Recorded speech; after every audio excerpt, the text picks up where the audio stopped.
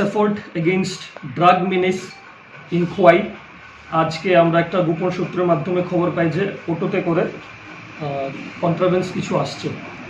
তো from that information I along with my OC Khowai আমরা বেলফাং নাকাতে ছুটে যাই 9টা সাড়ে 9টার দিকে।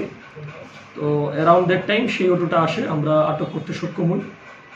সার্চ করার পরে উই ফাউন্ড 2 প্যাকেটস অফ খালি কোটাস, 1000 কোটাস হবে ওটার ভিতরে, 1 case of heroin, 2 mobile and 2 purses.